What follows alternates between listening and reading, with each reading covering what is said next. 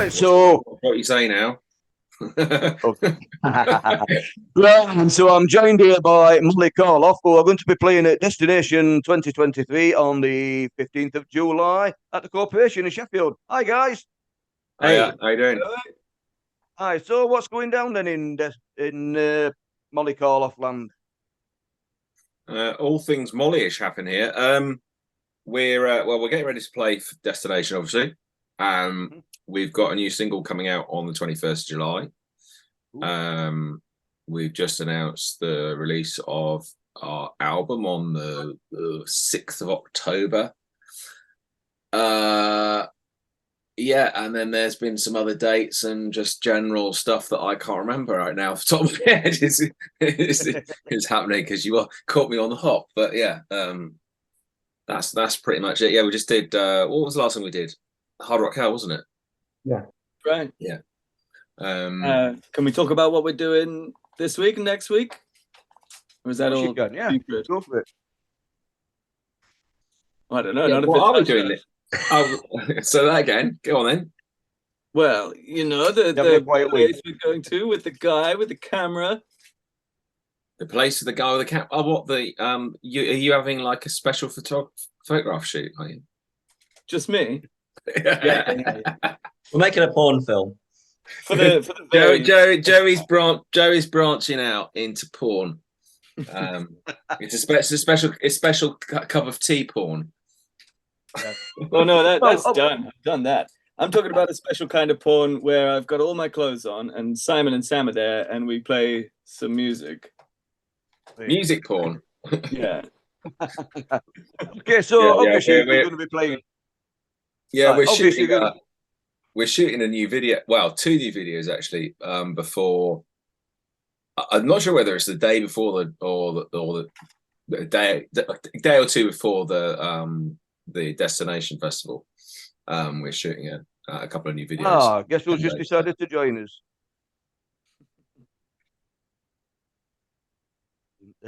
Yes, we've just decided to join us. John's arriving now. Should we ask him what time you call this? I think we ought to, yeah. Anyway, in the meantime, obviously you're going to be playing at desTINAtion in a week of Saturday, isn't it? Yeah. So what can we expect to see at desTINAtion from you? What can you expect to see? Well, we'll be there. I'll probably stood there behind a microphone. And Sam will have his bass guitar on. Joey will set me up. What you could do is get everyone to guess Joey's color hair. What color hair is Joey going to have at the gig? We could run a book on that.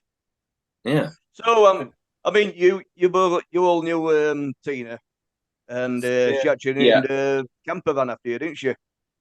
She did. Yes. She commissioned me to do a drawing of. She named the van Molly Karloff, because where she slept was in like a loft over the top of the car. And, right, yeah. That was hilarious. So she asked me to do a little drawing of this lady called Molly Karloff. It was kind of loosely based on us, loosely based on her good self, in a kind of what's her name, Welder Rosie, we can do it kind of style. Looks like your cat in the background's after your hamster. Oh, that's no hamster. What is it? That's my jackdaw that's lodging with me for a while. Did you? Oh, right. Yeah. Wow. If the cat buggers off, I'll introduce you. So you knew Tina quite well then. Got any stories to tell about your friendships with Tina?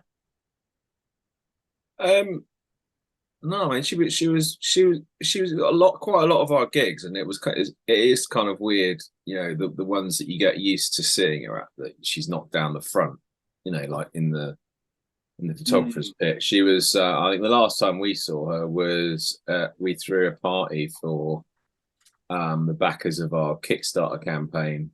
So she came down to that and she took a bunch of photos there. And obviously we hung out with her for a bit. But yeah, it's kind of weird, isn't it? That Someone that was kind of there all the time at so many gigs. She must have spent her life just going to gigs and doing nothing else. Which is kind of weird that she's not there anymore. If you know what I mean? It's sad. She championed so many people, didn't she? Like every band just has no positive things to say about her. Nothing but love her. And not just in it, wasn't she wonderful kind of way, but while she was still with us, it was like, hey, Tina, yeah, I know Tina, everybody's really uplifted just thinking about her. She was a good soul. She certainly was. She had nothing but love in her, didn't she? That's it. Yeah. Anyway, John, what time do you call this, mate? It's the earliest they've been late for ages, mate. Come on. That's what happens when these bands suddenly decide to jump. This is actually last minute. This is actually my fault. I didn't get the email until like 5 minutes before we were about to start, and I'm thinking. Anyway, we're here now, mate. We're here now. How you doing, guys? Okay, yeah. No, we are recording, by the way. Oh, yeah, no, I saw that, mate. Can you hear me, guys? Yeah. Yeah, I can hear you. Yeah. All right, no worries. Yeah. Well, obviously Tina worked with me on the Forge Ahead initiative, the young band mentoring program, and I can still remember. I just caught the tail end of the story about Molly Karloff, our car. Honest to God, see when you did that sticker for her, right? She was always happy whenever you saw her, but she was like on speed that night. She was sending me pictures of it. She couldn't wait, and it was really funny because that card gave her nothing but problems. Where she went, it just fell to bits on her. It was great, but she loved it. She loved the Molly Karloff. She loved you guys as well. She used to always rave about you to me. And but like you said there, that's what she lived for. She just lived for music and lived for bands, and whether that was photography, whether it was reviewing, whether it was supporting or mentoring bands, she was there for everybody. Yeah. So anyway, what's happening with you guys? What's on the cards for you guys in the near future? Well, we're kind of in the I suppose in the wind up phase, leading up to the album in October. So we've got a couple more singles to release, a couple more videos to shoot, a shit ton of rehearsals to do. And kind of get all our. Tell me, Simon, you don't know the songs. You need to rehearse if you know them. Do you know what? You'd be surprised after we came out of the studio. So many of the songs had changed so much. Most of the guitar solos, I had played them for the first time in the studio in front of the producer there and then. So Mike had basically made me rewrite stuff, and it was pretty sort of high pressure situation to sit in front of someone like Mike Exeter and have him sort of 2 feet in front of you demanding that you rewrite the whole solo like off the cuff there and then. But because of that, there were most of the guitar solos, I think, bar a couple of them, so at least 8 of the guitar solos I'd never played before. And I remember going back and thinking, how the fuck did I even play this? I mean, to transcribe my own guitar solo because I just couldn't. And some of them there was like several different versions of them. So if you only play something once, it's easy to forget. So that was a bit tough. And then there was other things that would change, like arrangements and stuff. He made us change quite a lot of stuff and rearrange stuff, add sections into songs and remove stuff. And all of it was rewrite it now, or I'm going to go make a cup of tea and you'll be done when I get back. So, it was literally like that. I don't like the sound of him already. As somebody that never liked being in the studio when I was a singer, I don't like the sound of him already. I'd just be like, who's paying who here, mate? It was kind of I mean, to be fair, I hated it at the time, but it did work. I mean, if someone had said to me, because I'd even been going home of an evening, like after a session in the studio, and then rewriting stuff at home because it's easier when there's no one sort of watching over you. and then I'd come in and he still wasn't happy with what I'd rewritten. So I had to do it again. And it's almost like I just spent the whole evening staying up late rewriting the solos, and for fuck all, because you don't even think it's good enough.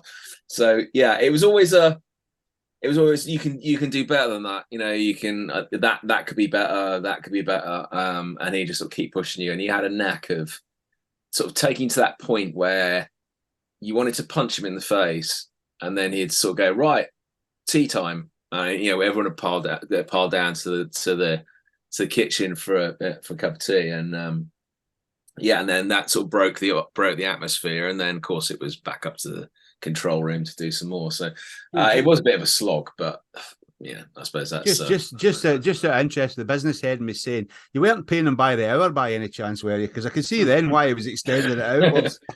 No, we weren't. It was yeah, it was as every teacher has probably said in the past, it was his own time he was wasting. So yeah, oh, that's a good one, mate. Yeah, I like that. I'll need to remember to use that somewhere. Yeah, he was. Yeah, it was all on his own time. I think you definitely got the impression that he didn't want to stick his name to anything that he didn't think was up to par. If you know what I mean, it's like his brand at the end. It's his brand at the end of the day. I mean, that's kind of like when you go to these guys, whether it's Romesh or anybody, you're literally using that. You're choosing them because of what they've done before. So I suppose they have to kind of look. What about you guys? Was it equally as traumatic for the rest of you? Well, not for me. Well, not for either of us, actually. I was in and out within a couple of days before Mike showed up.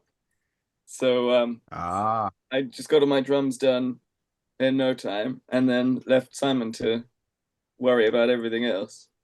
Yeah, it was basically me and our old bassist who were kind of put under the cosh to, you know, rewrite stuff on the cuff. So yeah, it was. I mean, we're okay now. I think there's probably like only a couple of songs I think that we haven't done live yet.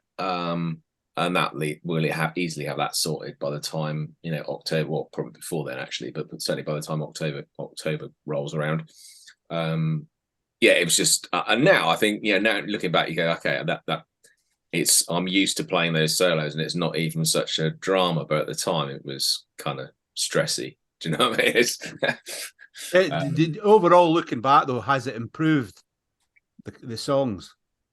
Yeah, I think it has. I have a few musician friends who